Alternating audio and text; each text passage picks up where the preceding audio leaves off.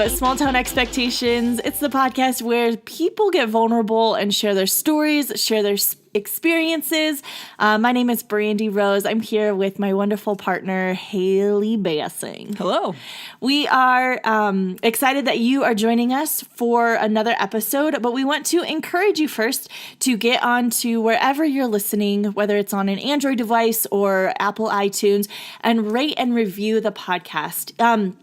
Rating is great. Give us, 5 stars. But whenever you review, it just adds a little bit extra to their stuff.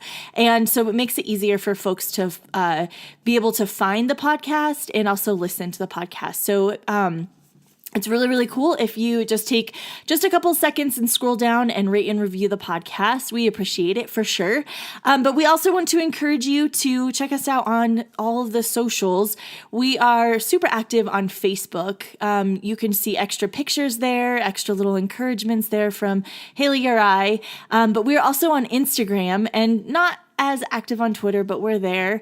But Insta, we're pretty active because we do like to take pictures. And then, of course, if you would like to be on the podcast, email us at smalltownpodcast@yahoo.com and let us know that you're interested in telling your story or sharing your experience. This week, we want to just kind of highlight the community that is here in Farmington at the little community college. That's the community we want to highlight this week. San Juan Community College is a college that has been in Farmington, I think since... I have no idea. I think since the 70s or 80s. For a while. I know definitely since the 80s, but maybe even longer than that. Maybe we should fact check. Nah, that takes way too much time. Ain't nobody got time for that yet. So if you know when San Juan College opened, go ahead and just hit us up on the Facebooks and let us know. Tell us. Educate us. Because we are not going to Google it, people. But San Juan College is a cool community college. It's grown a lot. Even since I was there, I went there from 2003 until I graduated and got my associate's degree in 2006. So it took me a little bit longer than it should have, I think, to get my associate's degree. I don't even know why. Why did I go from 2003 to 2006? I've never actually made sense of this in my head. But I did. I got my associate's degree there, and then I just kind of chilled out for a while. But the experiences that I got there were connecting with really amazing teachers and instructors and even professors.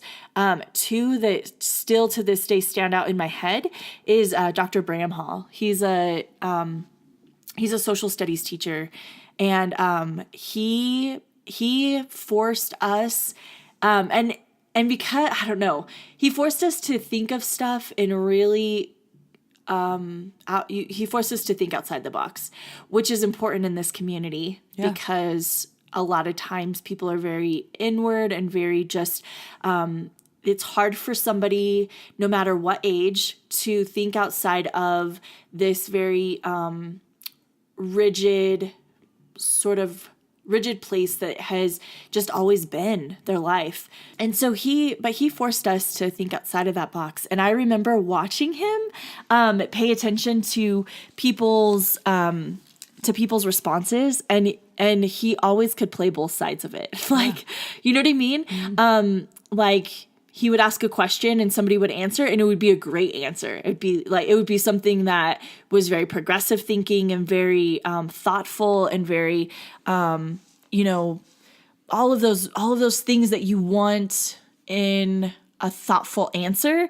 And he would be like, but what about this? And he would force the other side of the issue, and he would force you to really think about it. And even if you still only agreed with that other side, he at least made you hear, both, and really kind of chew on both. And that was something that I was really thankful for, that one of those experiences that I was really thankful for. And he's still there. He's still a teacher there. So I go up there now for work stuff, and I still see him in the halls, and he always says hello to me like he knows who I am. I don't think he does. But he maybe has led me on to believe that he remembers me. He left an impact on you. I doubt it. Small town. He's a good man, though. And then my very favorite professor, still to this day, I see her and she's still so incredible, is Dr. Erickson, Andrea Erickson. And she is, I mean, she's somebody who I want to be friends with. You know what I mean? She's cool. Yeah, she's wonderful. And I hear from students all the time that, because she's a psychology teacher, she's a psychology professor. And I hear all the time that she is, a huge part of helping someone see that that's their potential and helping someone see that that's something that they're passionate about or good at, or, whatever it is. She's kind of a key player in that for students. We want to get her on the podcast. Oh, that'd be so cool. Oh my gosh. She's an example of this small town community that we have because her husband's a police officer, so we know him through that. And then not because we're in trouble, because we see him in the community and just talk to everybody. Yeah. And your job, you work with police officers a lot. Yes. Don't But her kids, their kids, do children's theater with us out at the amphitheater. And they're incredibly talented. Yep. And they do theater at San Juan College, which is cool. So they're just outstanding members of our small town, which is really cool. We really want her on the podcast. Yeah. Maybe she'll listen to this episode. If you listen and you know Andrea Erickson, because I'm too scared to approach her, you should tell her that your baby sis is her. in her class this semester. Yeah, she is. She's on online. She's taking it as an online course. That's silly. I know, knucklehead. But San Juan College is just a really is a great community. Part of my job for the last couple months has included going into San Juan College and just building awareness and education around sexual violence. And so I've been up there a lot recently, and I've been chatting a lot with students. I've been chatting a lot with different teachers and different folks who are in charge of clubs and student activities, that kind of thing. So I have found myself back in that community, and kind of in a very unique kind of role, I think. But it has it's still such a great place, no matter what age you are. And that's kind of the deal, is that it's for folks who have experienced life and they realize that they would like to get an education. And so it's kind of a second chance for them.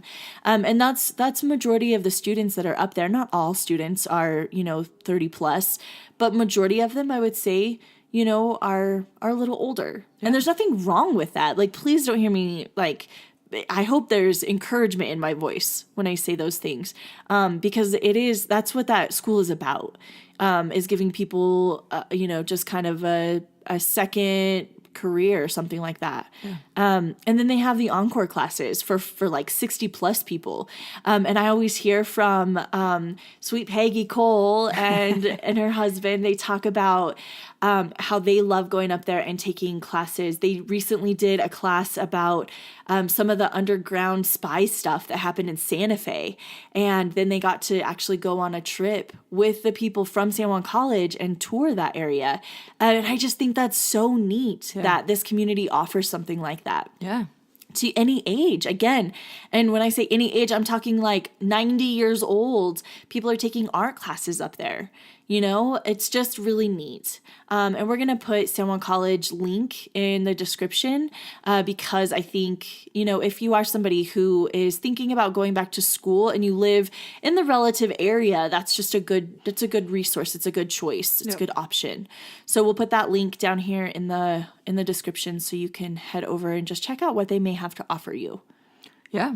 I used to work there in the theater department, and so that was cool. We spent a couple of years there. Some of my buddies worked in other departments at the college, so it was really easy to have that community.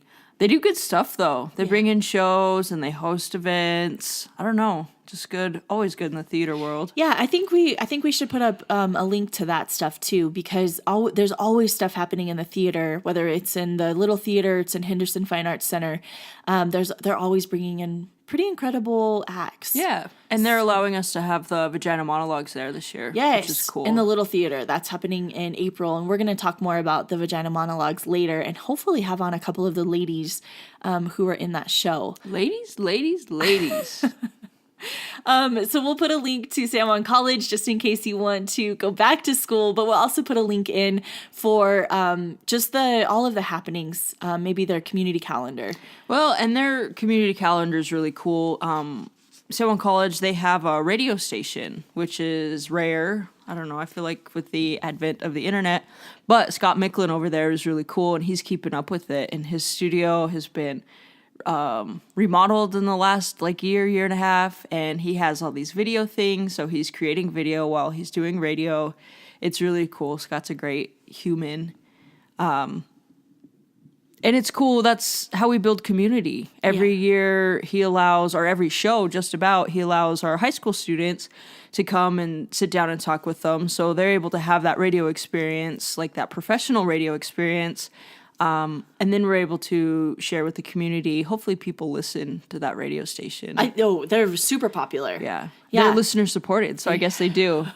Okay, so here's another ploy to the people listening. If you know Scott Micklin, tell him to listen to our podcast and encourage him to be on. Yeah. Because how really cool would that would be cool.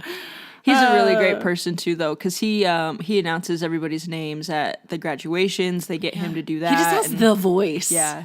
And he's a good human. Yeah. He knows what he's doing. He was on news for a long time, back when Farmington had a news station. Right. That was a while ago, but just a great human. He is, and he's fun to be around too. Yeah. So he's a real, he is, the way that he sounds on air is his genuine humor and his genuine character outside of being on air, on TV, or on anything. Yeah. He's just a fun guy to be around. So that's cool. So San Juan College is the highlighted community this week. Check out the description box for a whole bunch of links. This week we have Reagan Ford coming on to tell her short story and share her experience. And man, it gets a little crazy. I just want to give kind of just a warning. She talks about being a bully a little bit, and I got a little bit upset with her because I'm like, Reagan, how are you going to, sit here and just be real nonchalant about being mean to people?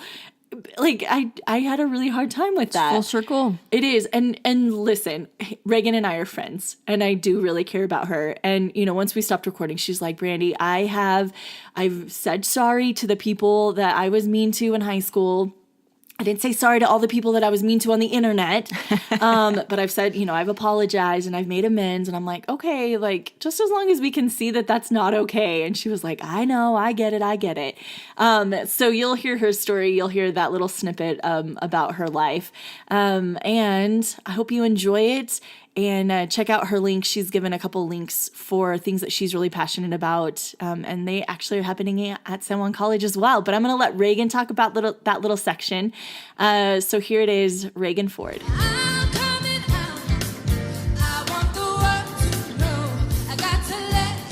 Hey everyone, it's another episode of Small Town Expectations. I have my friend here. Her name is Reagan. Say what's up, girl. What's up? So first off, I would love for you to just start off telling us where you were born. I was born here. Here is in where? Is in Farmington. I was born in Farmington. Farmington, New Mexico. Yeah. Born at San Juan Regional. Yep. Oh, good old San Juan Regional, right? huh? It's so great. Yeah. So, so you grew up in Farmington. I mean, you really didn't even grow up in Farmington. You were just born here. Yeah. Because you only lived here until you were 6. Yep. But that's significant. 6 years old, you have to have some memories before you were 6. Do you have memories? Well, yeah, but we lived in Bloomfield with my grandparents for a while. Okay. We moved to Tucson for a while. We bounced, but I mean, we were never anywhere to establish friendships. I wasn't. My older brother was. Okay. My brother was my only friend. Yeah. So. And you had a really close relationship with him. Yeah. Right? Yeah. So, and we'll get into a little bit more about your relationship with your brother a little bit later. But, so you're 6 years old and you move around a lot, but you end up in Rio Rancho. Yep. Which isn't a small place. No, actually, you know It what? was really small when we first moved there. Yeah, it was small back then. Yeah. Okay, so tell me about Rio Rancho as in a small place, because nobody really knows unless you lived there when it was a small place. You don't know what that was like. Right. So there wasn't even a high school when we moved there. Yeah, it was just really small. There was like one Smith's, and at the time it's called Furs. You remember Furs? Oh, Food yeah. Emporium? Uh-huh. So it was that, and like everything else around, like the main part, like off of Southern and all that area was it. There wasn't much out anywhere. So it was pretty small. Yeah. And I mean, we were young, so our little, block was awesome because we were close to the comic book shop. So we were allowed, when we got older, we're allowed to, take our bikes and go cruise down there. So what did you guys do for fun? well, like my best friend, when the day we moved in, actually, in Rio Rancho, this kid, our next door neighbor, pops his head up and he's like, "Hey, are you guys moving there?" And my brother and I are like, "Yeah, we're totally moving there." And we just became friends. His name was Sean, and so that was fun. We were the type that were outside all day until our parents called us in, and it was seriously just our road. And at the end of our road, there's a hill, so we just ride our little bikes and cruise around. And so that's what we did when we were little. We would go to the comic shop or Hastings, and then Furs. So AKA Smith's. Right. So that's all we did for fun when, I was that little. And then we lived there. It's called Ann Circle until my parents got a divorce. Okay. When I was 11. And then we moved up here. My brother and I moved up here for a little bit to be with our dad. And I went to Country Club Elementary School. So, okay. So tell me, how did your parents getting a divorce when you were 11, how did that factor into you? My mom went crazy. Okay. She, the day my dad left, my mom, because he was already living up here, because he got transferred back up here. And, but the day they actually split up, my mom went nuts. I'm not just saying no crazy. She walked around with a loaded Derringer. I don't know what a Derringer is. It's a small gun. Okay. In her pocket for 3 days, saying she's gonna kill herself, gonna kill herself, gonna kill herself. And I was 11, and my brother was 13. And I was making a sandwich in the kitchen, and my brother comes and he's like, "Mom's gonna kill herself." My little 11-year-old butt goes in there and is like, "If you're gonna kill yourself, kill me first." And she held that loaded gun to my head and then put it to hers, and I just kind of booked it out of the house and down the street. And I was gone for, I don't know, I'd say 5 minutes, and I left my brother, and I ran back. And from there it's kind of clouded, and I don't remember exactly. I just remember my mom locking herself in the bathroom. And then my neighbor Sean, his dad was the fire chief, so he came and got us out of the house. And then we stayed at his house that night. And my mom went to Heights mental hospital, so she was put into the loony bin. And we came up here with my dad. Okay. So at 11, how are you feeling? What were your thoughts? What were your feelings about just that? I know how, and because I know you on a more personal level, I kind of know how that's affecting you, as an adult woman. But I'm just curious, what did that look like for you as a teenager to have experienced literally your mom holding a gun up to you or having a gun? What was that like? At the time, it was, I was more concerned about, her dying than me dying. And granted, I'm 11, and then I was concerned about protecting my older brother. So, and then when we moved up here with my dad, I didn't talk to my mom for a month because I was scared. Right. So Also, I will say, like there might be people who are listening that are like, dang, Brandi, like you are digging deep. But also I know that you are doing work around this. Oh, yeah. And so like, let me just say that out loud. Like, I know that this is stuff that you've been working on. And I'll just start off by saying, like, I really do genuinely appreciate you being on this podcast, because I know that this is really vulnerable for you. And you can shake your head no at me, girl, but I know for real. No, like, therapy's helped. Trust I know, me. for I real. love that hour all about me. Yeah. Oh, I know.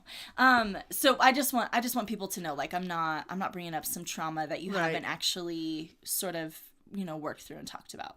So, so you are a teenager, you're living here now, you have a dad who's amazing. Yeah. And I don't know what he was like as a teenager. I know that he's amazing now. Oh, he's great. What was he like when you were a teenager? He was very strict. Mm-hmm. Like, I've always been my dad's little buddy. Always. Like, even more than my brother. Like, I guess I was the more masculine of the two of us. Mm-hmm. And, I was always with my dad, always tailing my dad. He just wanted us to be happy. He didn't necessarily know what went on with my mom. And, or else he would have never let us move back. And, like, with my mom in Rio Rancho. Okay, I was like, hold on. So wait, CYFD didn't come and take you guys away? No, because our neighbor. He didn't report it? Yeah, the SWAT had to come and everything.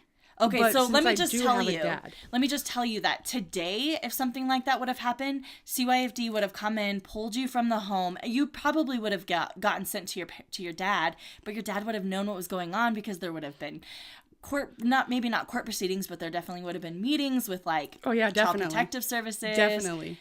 So, But man, you gotta love but the that 90s. I was gonna say, was it the 90s? It was. Oh, yeah, huh? it was totally 90s. So, Yeah. Okay. but Just to put into perspective, kind of the difference between Oh, now yeah. and then. it You would know have what I been mean? crazy. Yeah. So your dad had no idea that crap even He happened. knew that, like, she went into a depressive, extreme depression, because my mom was a manic depressive. So she did have a mental illness. Mm-hmm. And he just thought she was depressed. I think. I don't know. He doesn't really talk to me about that, but, like, so we don't really, he never knew that she held the gun to my head. Mm-hmm. Because I didn't tell anybody, until we got older. And my brother didn't tell anybody. We were just, my brother and I, and we were a very close unit. But, yeah, so I went to, like, one semester here at Country Club. Mm-hmm.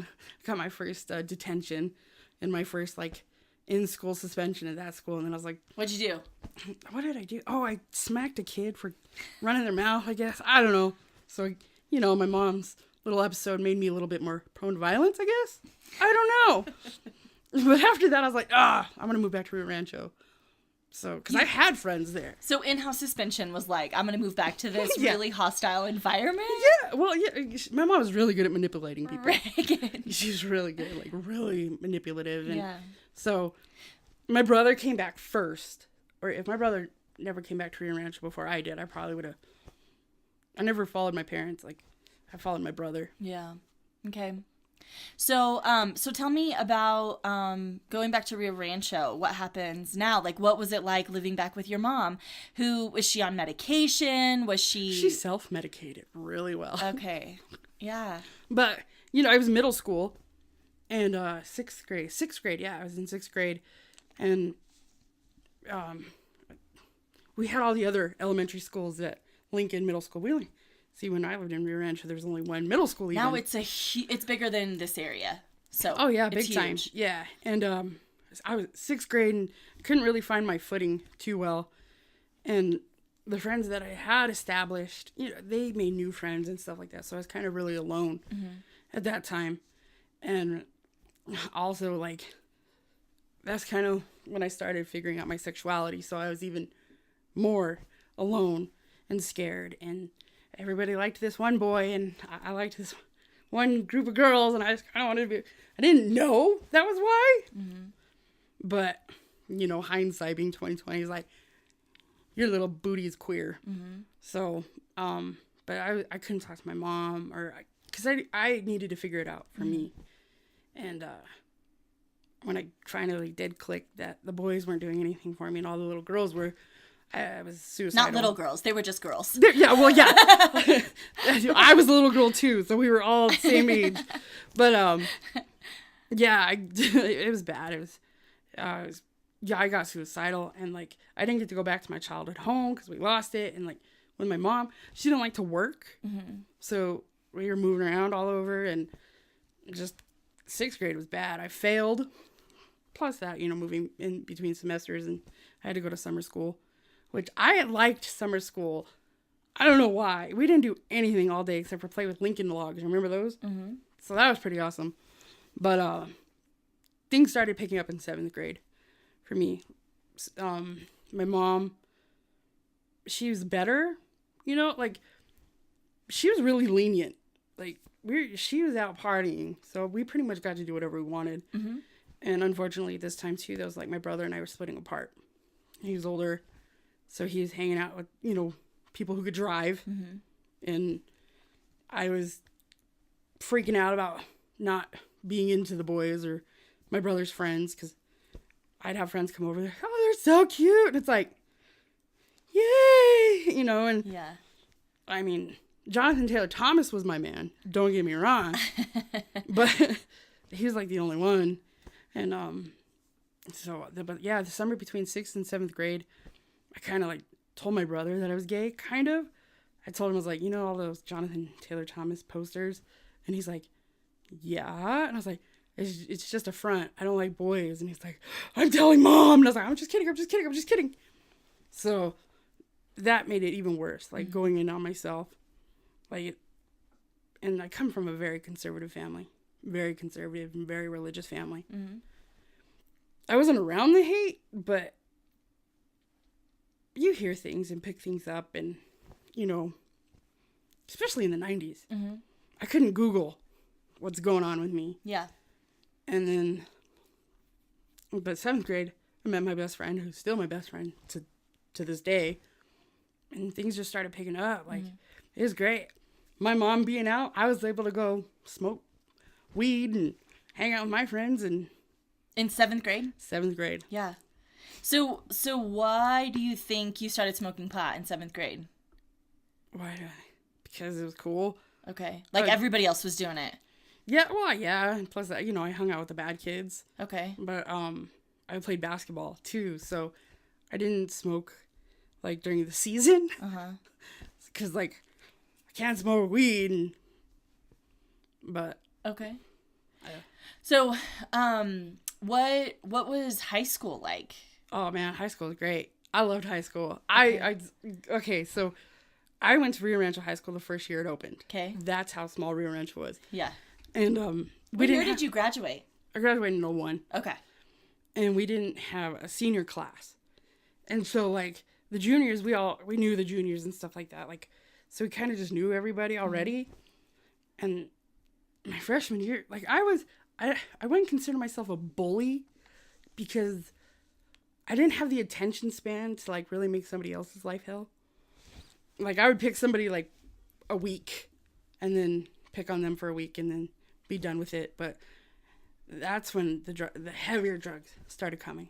Okay. Like powders and more weed and the drinking. And were you still playing sports when you were doing drugs? I got cut from the basketball team because of my friends. What do you mean? I wasn't friends with the jocks. I was friends with the skaters and the grunge kids. Do you think it was just like kind of a cover of why they needed to cut you? No, she straight up told me, you're falling into the cracks of this school with your friends. And she's like, if you'd be willing to not hang out with them, you have your varsity spot. It's like, I'm not giving up my friends. Psh, no. Yeah. So I just am curious though, like, did they know you were on drugs? No. But the people that I was associated with, yeah, they knew they were on drugs. Okay. And I just kind of got lumped into that. But you were on drugs. Yeah, but they didn't know. There was no P test or anything like that. But do you know what I'm saying? Like, I'm just curious because I don't understand why nobody like reached out to you. Why nobody tried to, you know what I mean? Like, because it's so frustrating for me when kids and teenagers just like get labeled and just kind of, like get thrown away basically. Yeah. And so like I want to understand it because it makes me mad. Well, again, and it's the 90s. But it makes me mad that that's what happened to you. Oh yeah. Do you know what I mean? Yeah. But So, no, I don't know. They didn't reach out because like it was the first year of Rio Rancho and they had a image to uphold, and the people that I hung out with didn't uphold that image. yeah. So that's why.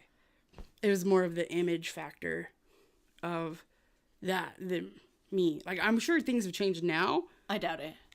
Who knows? I don't know. Because I can think of a school that does I can think of a handful of schools that do very similar things. Yeah. So, okay. Well, so I want to know more about your relationship with your brother because I know that it was solid and that it's something Yeah, no, our teenage years, we went completely different. Yeah. My brother was extremely high IQ. Extremely high IQ. And he was smarter than half the teachers at Rio Rancho. And so he never went. He ditched all the time. And my brother wasn't good at socializing either. So he had a good, solid group of friends. Like, I still talk to his best friends from that age. And Jeremy's my brother, and Jeremy's little sister, Sammy's, that's my sister. So he had a good, solid, but he was supposed to go to Cibola, and he did go to Cibola for a while. But once Rio Rancho opened, so he never went to Rio Rancho. And I was into drugs. My brother was really, really, really straight-laced back then. Like, no alcohol, no drugs, no nothing. And that was me. I was party girl. Yeah. So our relationship was really, really rocky. We didn't hang out. Like, I know if I ever needed anything, my brother would be right there. Because some guy choked me out in drama class.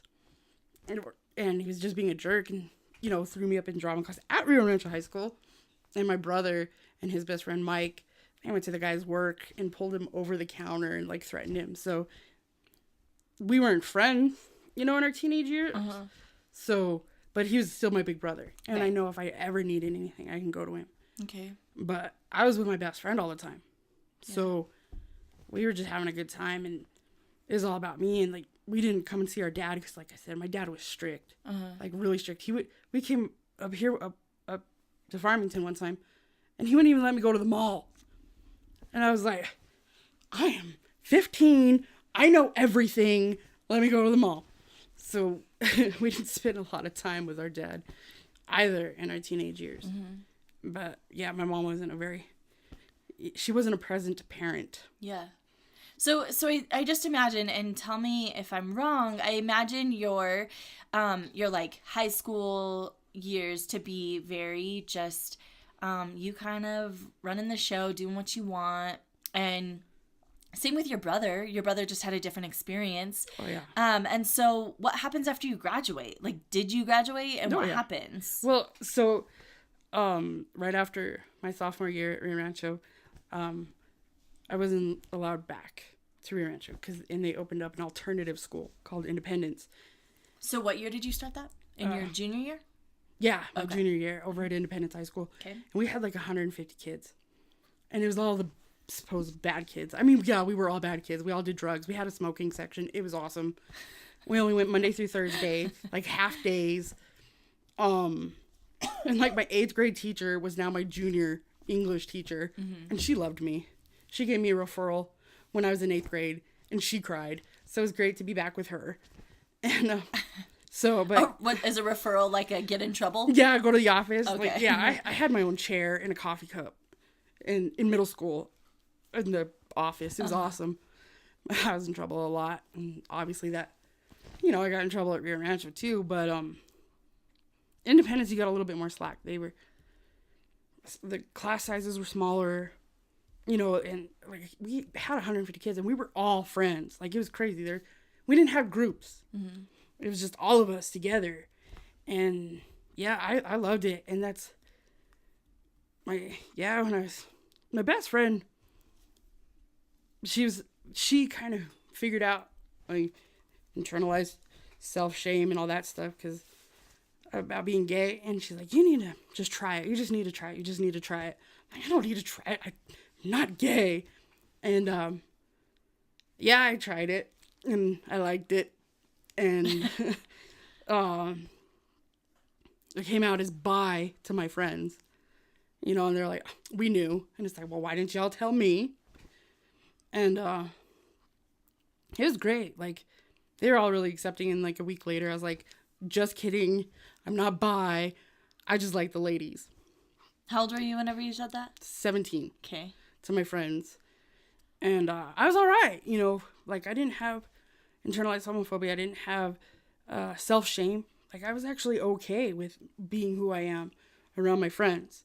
At home, it's a completely different experience because I was, you know, happy in Narnia, eating Turkish delights in my happy little cozy closet. And, but yeah, I graduated. I loved my school life. I loved school. Mm-hmm. It was great. Because we were small classes and everybody was friends and, you know, popularity was awesome. And, but yeah, I graduated from there with honors. Okay. There's no way I would have done that there. And then after graduation is when it got bad. You know, I didn't have my group. I mean, I still had some, but I didn't have that close group. So I had to go further into the closet. Uh-huh. And then, yeah, my mom, partying was done. She was actually with a really great guy at the time. I didn't think, you know, we had problems. You know, I was a kid, didn't want to be around that, but we were actually in a house for a little while longer than normal because we had to move around a lot. But I was just about to turn 19, and our garage was detached, and it was, you know, the great days of cordless phones. So, not cell phones. Not cell phones, just the cordless phones. Like, legit, somebody could pick up the line and hear that you were, what you were saying. Yeah, like, so I was in the garage talking to this chick that I was trying to kind of get with. And so I was in the garage, away from my brother. My mom was out, and I was on the phone with her. And then when we hung up, I went back into the house. And my brother put down the phone. My older brother was like a little younger sibling listening in on my phone call. Mm-hmm. And he's like, "You're gay?" And I'm like, I don't lie. I just can't lie. You know, I rather, you know, just be truthful and get punished for the truth instead of having to bury myself in more and more lies. So he's like, I thought about it, like, in that second when he's like, "You're gay." I was like, you know, really scared and possibly throwing out the buy now, gay later program again. Mm-hmm. But I was like, "No, yeah, Chad, I'm gay." And he's like, all right, you know, whatever. He's like, "I still love you. We're cool." All that stuff. And he's like, "I guess I don't get to beat up any of your boyfriends." And I was like, when have I ever brought a boy home anyway? And he's like, "Yeah." So my brother was really, really cool. And then my mom came home, and the first thing out of my brother's mouth was like, "Mom, Reagan's gay." I was like, you know, "Oh God, no, I'm not."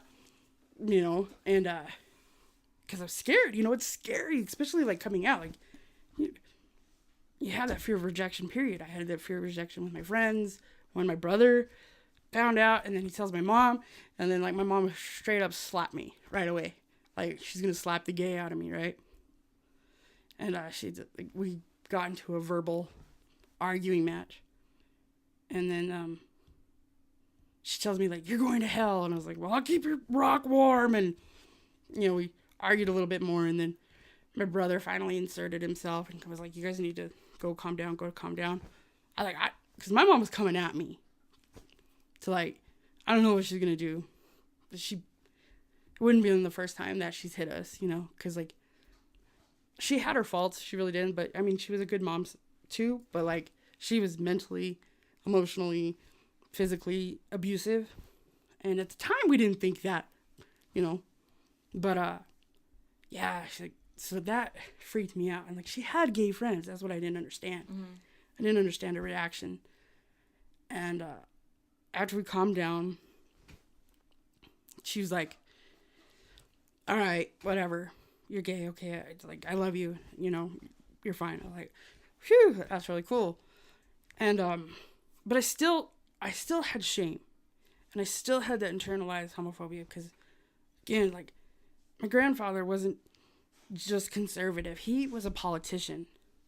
You know, he was a mayor, and he served on state representatives as a conservative Republican. So I thought, like, with my mom and my brother, that's fine, they can know, and then when I'm ready, I'll come out. And for a while it was really good, and I found a awesome group in Albuquerque called the Common Bonds Under 21 group, and it was for queer kids to go to. And it was great. We'd meet every single Friday night, and just like we'd discuss issues and things that were going on. And when I was around that community and seeing other queer people living their truth, and it's not so bad. I was okay. I was like, I don't have to hate myself. I can be okay who I am. And it was really good. And then that summer, after I turned 19, we went to visit my grandparents. And I was with my grandmother, and we were in the sauna, because they had a sauna at their cabin. And she's like, do you like girls? Just straight up. I was like, yeah, I was like, Brianna's like my best friend. Yes, I like girls. And she's all, no, in a romantic way. And like, my heart was pounding, and I already suffer from anxiety. So it was just freaking out. And I put my head down, and I was like, yeah, in a romantic way.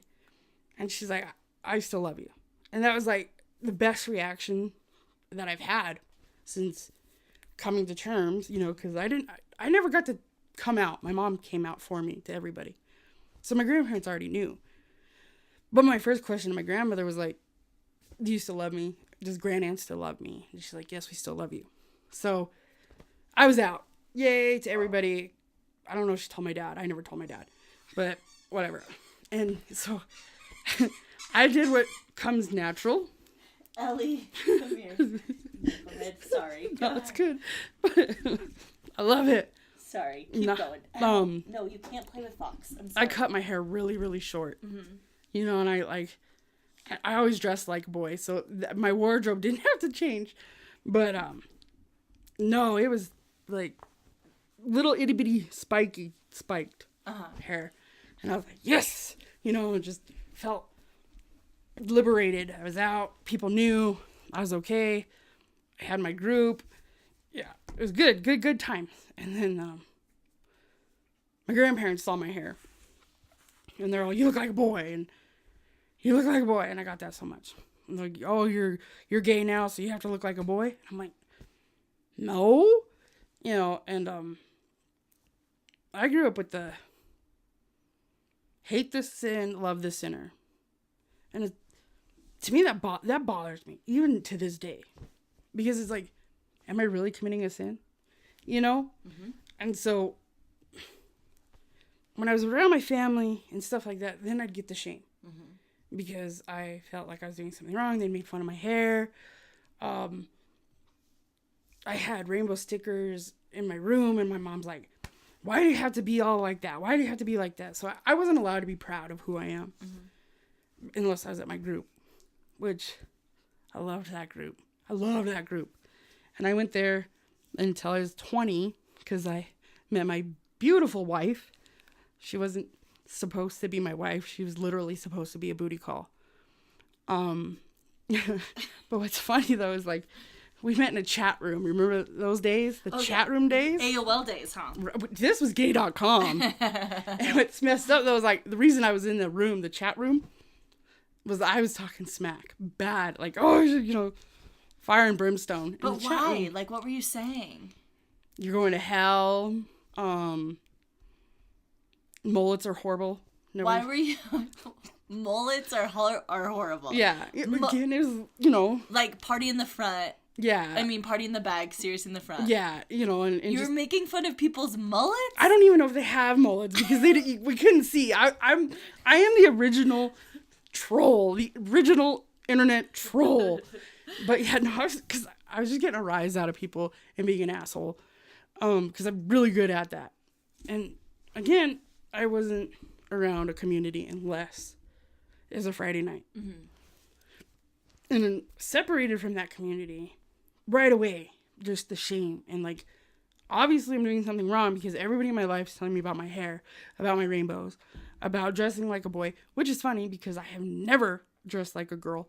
I've hated dresses my entire life. I was okay when I was the tomboy, but not as the lesbian.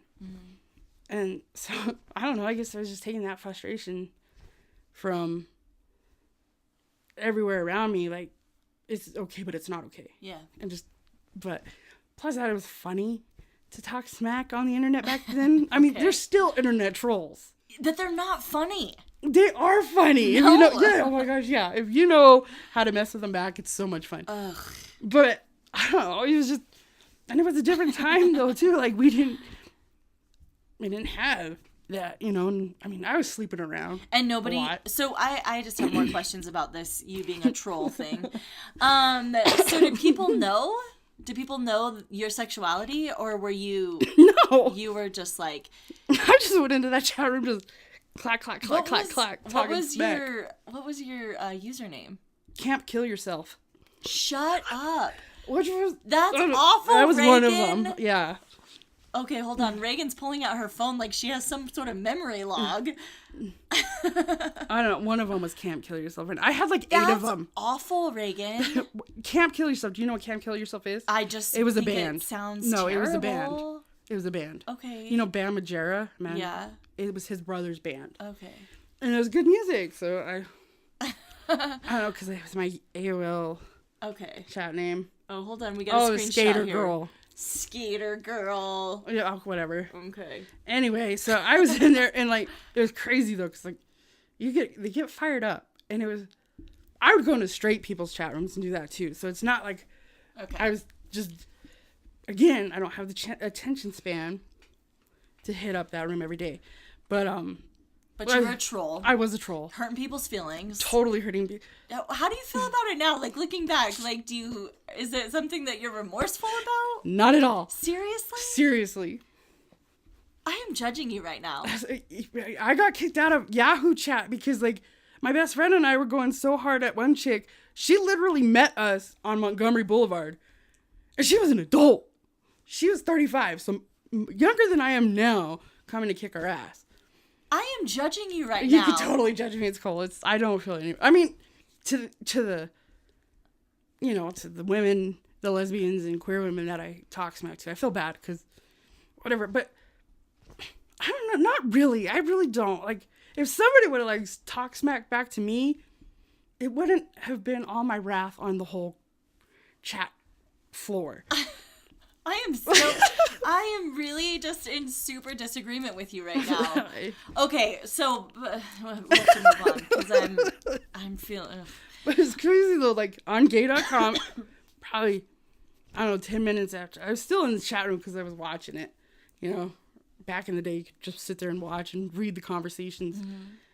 And I was being quiet. And then somebody pops up into my little... She should have beat you up. She wasn't in there when I was talking smack. Okay. So, but she popped up. You know how you used to have the private messages when you were in the chat room? She popped up. And we just started a dialogue. But I was quiet, and she's like, oh, well, I'll let you go. And I was like, no. And we started talking, and then we exchanged phone numbers, because she lived in California. Mm-hmm. And I lived in Rio Rancho. And we started talking on the phone every single night for hours. And you were 20 when this started? Yeah, when I was 20, when the first Nokias were out. Yeah. But if you couldn't get on the internet, you know, you just had Snake. Yeah. But, yeah, we talked, like, every single night. Like, and I was falling in love with her, with who she was. Mm-hmm. And, but, yeah, she was straight up supposed to be a booty call, because they were going on a cross-country trip, her and a couple friends. And she's like, well, stop. And Albuquerque will stop. And this was like 3 months after we met each other. Mm-hmm. And I was like, sweet, you know, because, again, I was sleeping around a lot. I even went to California with some friends to sleep around. Mm-hmm. It was a great time, you know. So, and we met in Albuquerque at a Baskin Robbins. And I was walking up from my car. And she got out of the backseat of the car. And I'm not kidding you, like, my knees went weak. I had butterflies, all this wonderful stuff. And it was like one of those stupid movies where you could actually envision your future with that person. Mm-hmm. I mean, I'm 20 years old. I don't want that. And so we met, and they stayed the night, and because I had to go to work. that day I worked at Starbucks when they first got there, and we didn't get a whole lot of time. And I was shy around her. I was never shy around women. No, you were mean to them. Yeah, well, not in person. I mean, like, I wouldn't have been able to, like, I was a baby gay, so in person, it was different. Like, internet people didn't count. They totally do. They were fake. They were all old men, fat old dudes with neck beards back then. That's how you imagine them, but they are real people. I know that now, Reagan. but... Yeah. We have to get off the topic of you being a big giant asshole because I can't handle it. It was great. Okay, so you meet Sabrina. Yeah. And I was shy. Okay. Because they got a hotel room. I wasn't about to bring them back to my craziness of a house. Sure. And my friend Tiffany stayed with him while I went to work. But, like, I think she stayed with him. I don't know. But she walked me out to my car from their hotel room. And, like, I couldn't even look at her in the face. Like, I was just nervous. And my palms are sweaty. And, like, I really wanted to kiss her. But I was scared and nervous, which is not who I was. Uh-huh. And then she kissed me. And it was, like, literally, like, fireworks going off. And I'm like, she lives in California, in the back of my head. It's just going to be a booty call. That's it. Mm-hmm. So I go to work. And then, I was 20. She was 24. I go back to the hotel. And they have beer. So, yes, I'm going to partake in underage drinking. I'm nervous. And, we didn't even get to second base. And she was leaving the next day. So, she wasn't a booty call. Okay. But we spent the night together, like, seriously, like, cuddled on the same pillow. Now, 15 years later, if she's on my pillow, I will literally shove her face across the room. So you guys have been together for 15 years now. 16 years this June. Yeah. How long have you guys been married? We got married 2 weeks after Prop 8 was overturned. Okay. In California, huh? In California. Dang. So we got married 2 years before even federally it was okay. Mm-hmm. Yes, we've been married since 2013. Wow. So, yeah. What's that, 5, almost 6 years, huh? Yeah. Dang. So that's cool. Yeah, and when she was... If I would have got the booty, we probably wouldn't be here today. Oh, my gosh. But, like, yeah, no, when they went on to their next destination, because they were going to Florida, like, I'm serious, like, I went through my Nokia index, looking at all my booty calls. Not one of them answered. And, like, I had a few. I had more than a few. I had a lot. I was a hoe.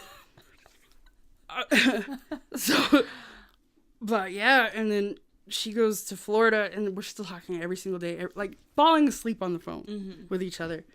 And then, I don't know, she gets back to California a couple weeks later, and she's like, I'm gonna move there. And I was like, no, don't move here. In true lesbian fashion. Right? Second date, boom. But for real, like U-Haul. Yeah, like, she's like, I'm getting a ticket, and she got a ticket, and 3 months later, I didn't even tell my mom until I was going to the airport to pick her up. I'm like, yeah, so, I think she's my girlfriend. I think, yeah, because she's moving here. And Mom was like, what? I was like, yeah, she's gonna live with us. But my mom couldn't argue because I was paying the rent. Yeah. So how long have you guys live in Farmington again? How long have you been in Farmington again? Well, my mom died in 2006. Okay. So, my brother was living with my mom at the time. Yeah. And, when we got older, my brother and I got, closer again, like out of high school and stuff. Mm-hmm. But when my mom died, my brother moved up here, and we lasted a year, still in Rio Rancho. And then I needed to be around my brother, so we moved in with my brother a year after my mom died. Here in Farmington? Yeah. So we've been here since 2007. Okay. So I'm gonna ask some really hard questions, and you can look at me and go, nope. No, it's all good. And I respect it. Okay. How did your mom die? She woke up dead. We have no clue. She was a prescription pain pill addict. Do you think that she died by suicide? No. Okay. I don't think it was suicide. I think they put her on methadone. Okay. And she kind of got really crazy. Okay. Like, we lived with friends, so we didn't live with her, but she got nuts, like even worse. Like she just off her rocker for a while, and I think that the pills ate her stomach lining, and Just a concoction that maybe eventually just kind of Yeah. shut her down. Yeah. Okay. I just think it was That a makes prolonged. sense. Yeah. Sure. We didn't do an autopsy, Okay. so we don't know. I don't know. They just put heart attack. We don't know. Okay. So she woke up dead. Okay. Your brother died. My young. brother did die. Yes, he did. died young, and I know that that's something that you struggle with a lot. Do you want to talk about that a little bit? Just about your brother dying and maybe how that happened? It's crazy. The kid who was super straight-laced and wouldn't do drugs or drink alcohol or whatever died of alcoholism. Mm-hmm. You know, he was, 31? I wasn't even 30 yet. Yeah. That killed me. It still kills me. Like, I get angry because he was my dude. Like, my dude. Yeah. My everything. And, but I had to watch him drink himself stupid. And, you know, he did outpatient rehab, but he didn't want to go to it. Mm-hmm. So you have to want to quit. Right. And I have a hard time with addiction and stuff like that because I'm not kidding you, Andy. I did a lot of drugs. Like, I was doing an 8-ball, like, every week. Mm-hmm. Like, I would do coke, shrooms. I really loved ecstasy, meth. Like, I'm not kidding you. Like, I was putting powders on my nose. I was waking and baking. The day I turned 18, I didn't do drugs anymore because I didn't want to go to big girl jail. I didn't really ever drink, but, I mean, when I would party. But so I have a hard time because I don't have that association with addiction myself. Mm-hmm. So it's like, if I was able to stop, bro, why can't you stop? Yeah. You know, and it's like, I poured my heart out to him, like, everything. Like, when Sabrina and I first got together, like, he was cool with it, and he told me, he got me into Tegan and Sarah. He's going to teach me how to play the guitar, some of their songs, just in case, like, her and I broke up, and I needed an angle to get in with chicks. So that's, I mean, I went to him with everything. When I would fight with Sabrina, when I would just have a bad day, like, I would always go to him. Yeah. And I thought he came to me, but apparently not. He went to the bottle. Yeah. So, how long has he been gone? Maybe like 5 years or so? It'll be 7 years this year. Okay. Because he died in 2012. So you guys hadn't gotten married yet. Did he change his stance on your sexuality? He was completely cool with it. Okay. Like, Sabrina was older than him. Because she's old. She's old, right? It makes me feel young, though. But my brother, he's like, I don't care if you're older than me. You're my little sister. And he became just protective over her as he did me. Yeah. And he loved her. And, like, they would talk and be buddy-buddy about stuff. And he saw her as family. And he was perfectly fine with me. Because I think when we were younger, he thought I was going to be competition for him. And I was like, bro, and, you know, stuff comes out, you know, like, there's more resources and stuff, and realize that I'm not attracted to every single woman I see, and, you know, I'm not in competition with you. For women, if they're straight, they're straight, you know, so you don't have to worry. So he was completely cool. He went, because I never officially came out to my dad when he was alive. So my brother was going to walk me down the aisle when it became legal. And it's messed up. My timing is great. The only person that I was actually able to say, Dad, I'm gay, or whatever, I'm gay, as I told my dad I was gay the day my brother died. But granted, Sabrina and I were already together for 10 years.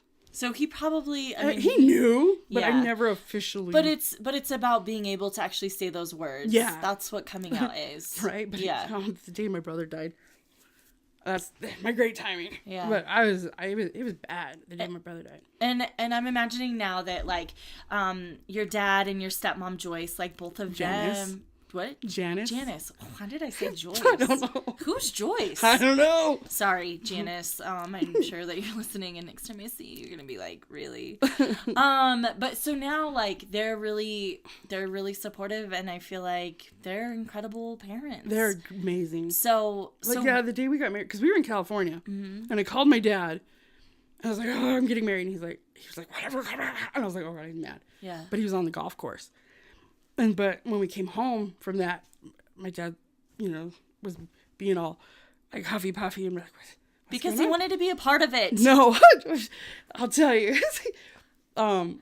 He looks at Sabrina, he's like, you didn't even ask for her hand in marriage from me, and like Sabrina's like, well, can I marry your daughter? And he's like, no, she's already married. So I mean, and like she works for my dad. Yeah. They have a great relationship. Yeah. And my stepmom's just amazing, period. Like, I'm very lucky to have such an amazing woman still as a role model in my life. Yeah. You know, Agreed. she's more than a stepmom. She's my mom. Yeah. So, but yeah, we're good. We're like, So what a journey, though. You know what I mean? Like, from you being a jerk in high school to you being a jerk on the internet. yeah. And you know what I mean? Yeah. To sort of what's your relationship is today, what your marriage is today. Yeah. It's really cool. And it took a long time to get here. It took me 34 years to be okay to fully accept who I am. How old are you? I'm 36. You're like, I'm 32. I'm 37. I'm just kidding. I am not 40 yet. That is my wife. But So now you are, you have just kind of taken a journey of going back to school. Yeah. At 36 years old. Yeah. And I think that's something that, a lot of folks experience and a lot of folks go through. And so here you found yourself in college again. Yeah. And you're hanging out with a different crew of people. And so I know that you are really passionate about just a club that is at San Juan College. And I would just like to give you the opportunity to just really talk about that club and talk about what it is and what it means to you. Well, so like, I mean, I talked a little bit about, you know, the under 21 group, you know, and how much it helped me when I was around that community. And I was looking for that here in Farmington, and we don't have a really good queer community, period. And so I joined up with SJC Out, which is now SJC Queer Peers, last October. And I'm surrounded by gay boys, but I'm perfectly okay with that. I love my gay boys. And I just became really involved in that. And I mean, I work at the college. I go to school at the college, and now, you know, I have the club. And but what's sad is, like, there's no members in that club. Mm-hmm. You know, and they made me president. So now I'm President Reagan, which is awesome. You know, it just works. And, I just threw up a little bit. Just so you know. I'm just kidding. Hey, come on out. But I just want the club. Like, we're working really hard. Like, we only really have 2 active members, and it's me and Say. Okay. And he, you know, he's my VP, so he's my rock. But we want to make it more. And he's young, so he was able to grow up with GSAs and it being more accepted. You know, gay more accepted. But just because society is better with it, not everybody's parents or everybody's family or everybody's support system. Or everybody's community. Exactly. Because we do not necessarily live in even a county that is very inclusive of queer folk. Exactly. So. And I want to provide that space that I had. You know, when I was going to that club, you know, there was older, you know, queer people, and I was able to see them, like, it's not so bad. It does get better. You know, but I don't know how to get people to come. You know, I want us to be more visible so that they know that, you know, there's peer-to-peer mentoring. There's a place that they can come and be themselves, even if they're questioning. Because I don't want any, you know, little 13-year-old kid checking out the hottie girls, but not really knowing. And, you know, when you had to change for gym with your head in the locker because you don't want to be caught staring too long. And I don't want them to have that internalized shame that I had. And so, I mean, I'm just doing my best to, like, get people to come and we're reaching out to the community because, I mean, we do have identity, but, you know, they don't do a whole lot. And we do, you know, and we're going to invite the college, high school. I just want there to be a place for queer people to go to feel safe. Yeah. To be who they are. Yeah. So what we're going to do is check out the description of this episode, and we have some contact information for SJC Out. We're going to put that. We're going to put their Facebook page because I know there's one of those. So if you are listening to this episode and maybe you know somebody that goes to San Juan College and you would like to get them plugged in, I think that that's a perfect resource, and that's just a perfect sort of direction to point somebody. Yeah. Even if they don't go to the college, feel free to reach out to us. Yeah. You know, like, You could be part. Like, and we'll also I think we'll put in Identity Inc.'s information too, because those are just really two safe spaces for queer people to exactly. to And we kind of need a community. You know what I mean? We need people. Yeah. To feel better. So check out the description of Reagan's episode to find just a place to send people and a place for people to feel inclusive, and to ask questions if they need to ask questions. Yeah. You know what I mean? Yeah. Cool. Well, Reagan, I never want to cut somebody off early. Hey, cut me off. It's all good. And no, I don't want to cut you off. And so I want to make sure that you have shared all of your stories and all of your experiences that you would need a longer show for that, girl. I appreciate you coming on and being vulnerable, because that's really what this is. And, And you know, I'm just glad they can't see my face or my track pants. Go, we're about to take a picture. So. Oh, snap. And if we need to take full body, we can. No, we ain't doing that. No, we're good. We're good. Cool. Well, this has been another episode of Small Town Expectations. I'll talk to you in a couple weeks.